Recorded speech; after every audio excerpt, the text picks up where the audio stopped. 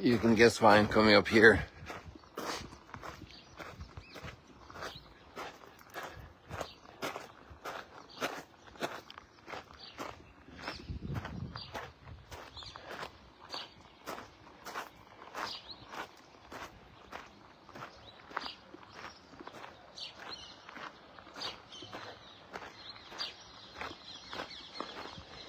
The two readings offer quite a contrast today. When we think of good times and bad times,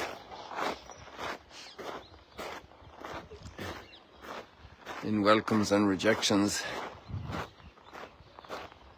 we keep going forward. And on the one hand, there's a wonderful woman welcoming Paul and Barnabas. And on the other hand, there's a rejection that Jesus is speaking about. That's the potential and also the definite development for so many.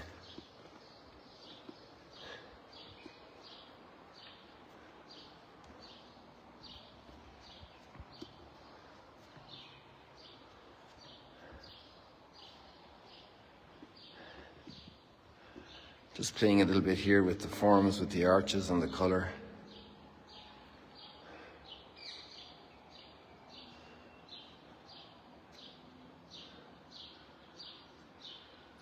Yesterday we had a big group picture here in front of Ducanaltum after our 3 days of wonderful meetings, of discussions and ponderings and meditations and prayer about all the stuff we're doing here, about how we're doing it and what we want to do. I didn't expect to get this. This is just a reflection.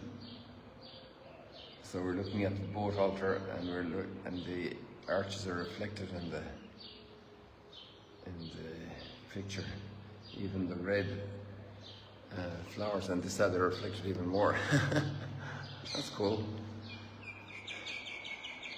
And as I mentioned before, these are. We also always notice that these trees come to full bloom. This red one for Pentecost. And that's a great joy. I also love looking into those flowers.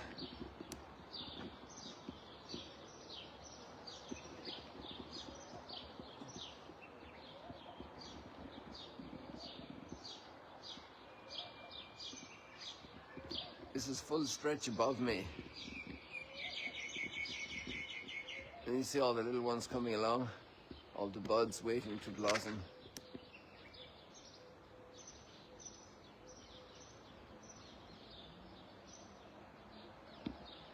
And there's a bird up there waiting.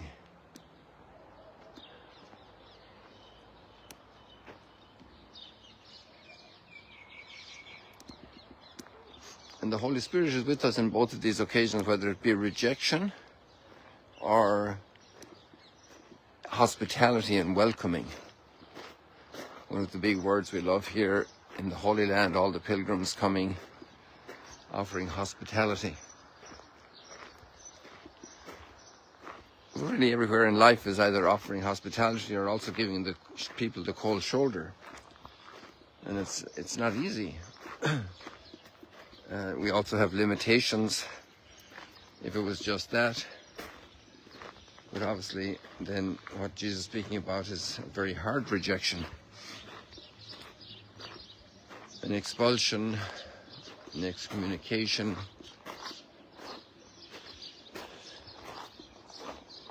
Many times it comes from a lack of understanding.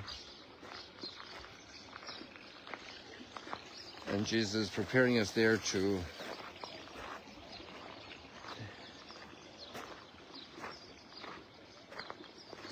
be understanding as well. They will do this because they have not known either the Father or me.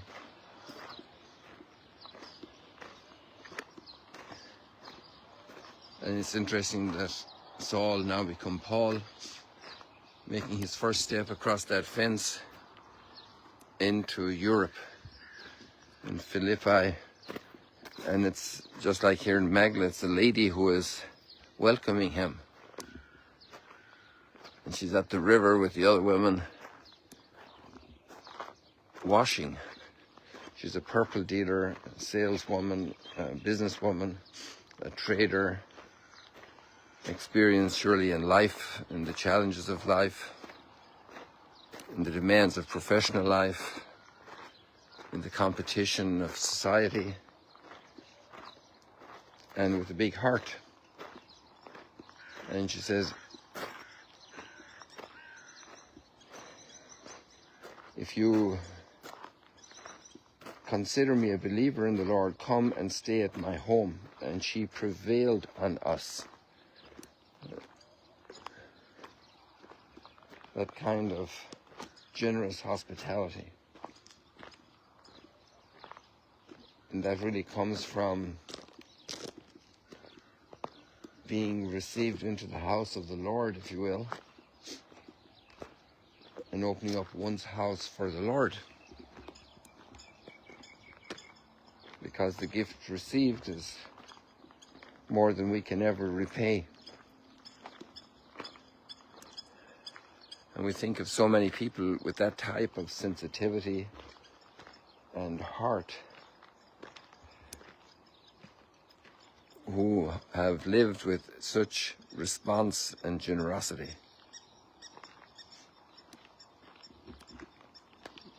And there we see then the development of a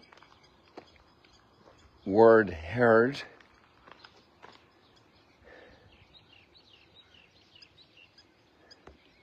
becoming a physical word, if you will, of example and hospitality.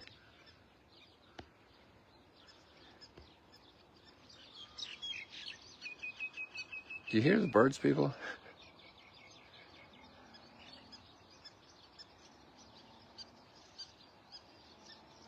It's just amazing the amount of birds, the very different birds that are chirping and calling.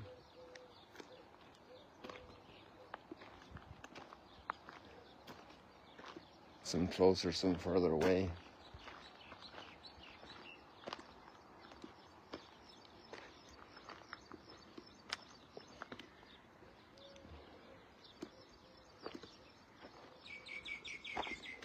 And in that example is there, that hospitality. And that becomes an announcement to everybody in the family. Her perception and response has become a statement to the rest of the family. There's something important going on here. We can't miss this. This is a privilege. This is a cause of joy. This is a blessing. Like, why is this stranger in the house? Oh, you got to hear the story. This is just amazing. So one person could be telling the story, but the fact of the physical turning the verbal heard into deeds of kindness and charity. And then it becomes a tangible. It also means that it's for action. Sometimes some people are only doing the reading and the talking. I had to get a stone out of my sandal there. Oh, here we have another one in bloom.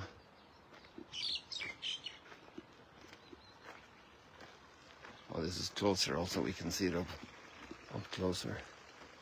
At least I can see it closer. It's at the height of my head.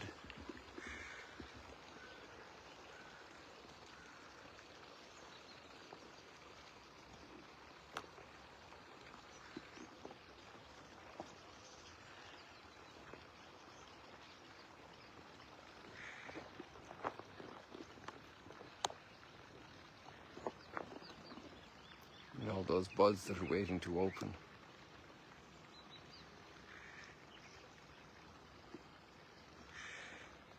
One big feast of color coming here as well.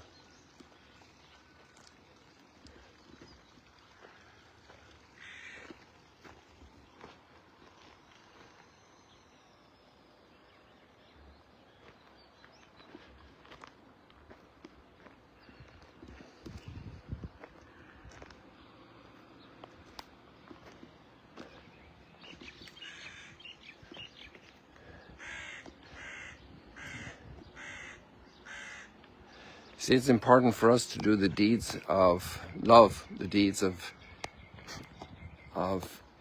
light that come from the gift of our faith. Then it becomes concrete for us and visible to so many. And that's not making it visible to show off, it's making it visible to show love. And eventually to reveal the giver behind all the gifts. That's the purpose.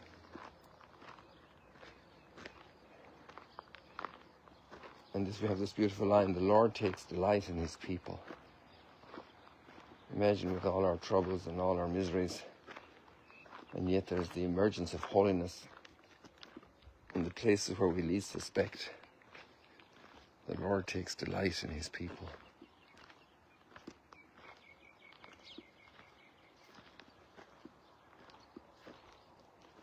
When the Advocate comes, the Holy Spirit, whom I send, will send from the Father, the Spirit of truth who proceeds from the Father, he will testify to me, and you also testify. So the Holy Spirit testifies, but Lydia, this wonderful woman, and so many more throughout history, Mary Magdalene testifying the first morning at the tomb, and there we have Lydia testifying to her whole household, all her relatives, neighbors, because you had these strangers staying at the house, so the neighbors notice. And she probably introduces them, said, you got to meet these people. They have an incredible message that we're really longing for in our hearts to hear.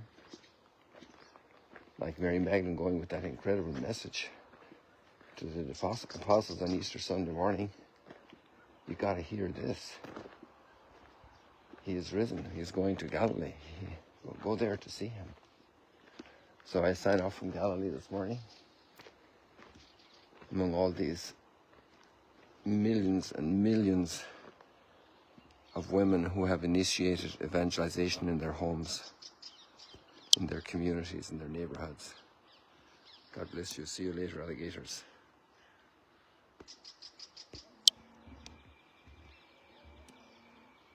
Oops, I wanted to do this. To go up here to the trees. Let's walk this way. I keep my head out of it. And here we have this nice experience. I didn't do this before. Let's see what happens.